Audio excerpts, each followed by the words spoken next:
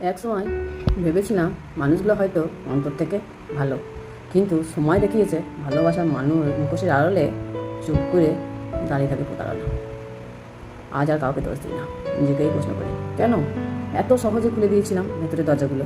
নিজের ভাঙা টুকরোগুলো যে জোড়া লাগাতে শিখেছি, আর শিখেছি ভুল মানুষটা না চেয়ে নিজেকে চিনে নেওয়ার বড় যুদ্ধ। চুপ থাকা, খোঁচা দিয়ে কথা না বলা, কারো জীবনে নাক না গলানো, আগ বাড়িয়ে কারো কথা, কারোর জন্য কিছু না ভাবা, জীবনে ভালো থাকার জন্য অন্য কোনো কিছু উপকরণ। জীবন খুব ছোট, মানুষকে ক্ষমা করুন, সাহায্য করুন, কৃতজ্ঞতা করুন এবং হাসুন, দেখবে সুখী থাকবেন।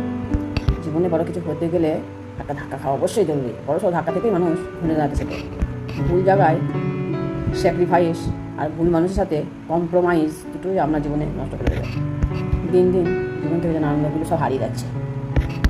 সম্পর্ক বাঁচানোর জন্য অনেক জায়গায় চলে গেছি, ভুল না থাকা সত্ত্বেও ক্ষমা চেয়েছি, তবুও আমার গল্পে আমিই হেরেছি।